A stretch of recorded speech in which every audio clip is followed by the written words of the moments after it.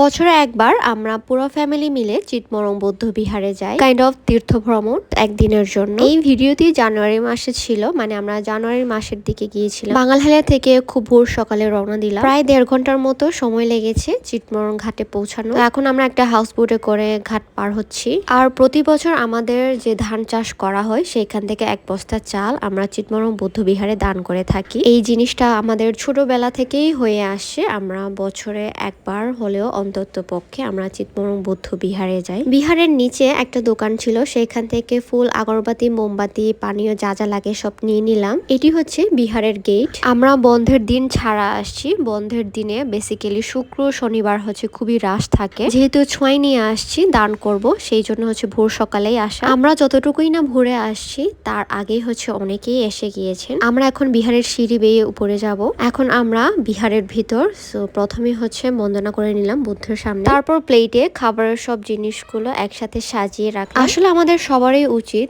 আমাদের নিজ নিজ জায়গা থেকে নিজ জাতির ধর্মকর্ম করার। বুদ্ধের সামনে ছোঁয়া দানের পর আমরা এখন বন্দনা নিচ্ছি।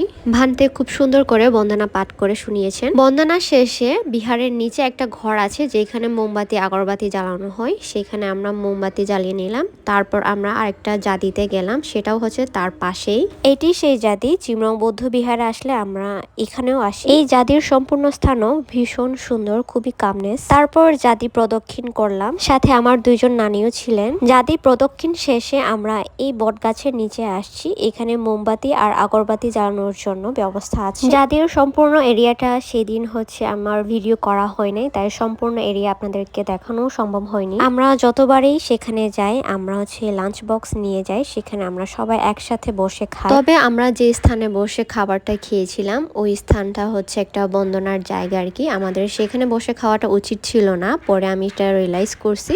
তো ভিডিও দেখে আপনারাও খারাপ কিছু নেবেন না, আমি সবার কাছে ক্ষমা প্রার্থী। লাঞ্চ শেষ করলাম, একটু রেস্ট নিলাম, তারপর আমরা এখন ব্যাক করব। সো ঘাটের আশেপাশে অনেকগুলো দোকান আছে, তো সেই দোকানে হচ্ছে আমরা প্রতিবারই আসলে বসি আর কি, কফি চা খাই। সেখানে লাঞ্চেরও ব্যবস্থা আছে, আর দোকানে অনেক রকমের ধর্মীয় জিনিসপত্র সেখানে পাওয়া যায়। নতুন কিছু জিনিস দেখলাম, তো ঘুরে ঘুরে আমি সেগুলোই দেখতেছিলাম। তারপর মায়ের পছন্দে এই জিনিসটা কিনে ফেললাম। ভিডিও এই পর্যন্ত। ভালো লাগলে অবশ্যই লাইক, কমেন্ট, শেয়ার করবেন। Thanks for watching.